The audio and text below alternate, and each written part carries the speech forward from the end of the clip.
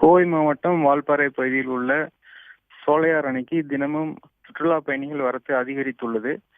தென்மேற்கு பருவமழை காரணமாக சோலையார் அணை நீர்மட்டம் முழு நீர்த்தேக்க உயரமான 160 அடியை எட்டிய நிலையில் அணைக்கு உபரி நீர் வரக்கூடிய உபரி நீர் சுமார் 4000 கனஅடி நீர் மதகுகளிலே திறந்துவிடப்பட்டுள்ளது.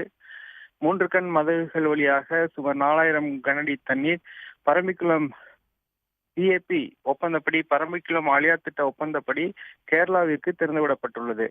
கடந்த 20ஆம் தேதி திறந்துவிடப்பட்டுள்ள நிலையில் தொடர்ந்து வால்பாறை சோலையார் அணைக்கு சுற்றுலா பயணிகள் வரத்து அதிகரித்துள்ளது. காலை முதலே அணை திறந்து இருப்பதை நீரின் அழகை காண சுற்றுலா பயணிகள் வந்த வண்ணம் உள்ளனர். குறிப்பாக கேரளா, கர்நாடகா, தமிழகத்தின் பல்வேறு பகுதிகளிலிருந்து வரும் சுற்றுலா பயணிகள் வால்பாறையில் தங்கி அதிகாலையே சோலையார் அணைக்கு சென்று விடுகின்றனர்.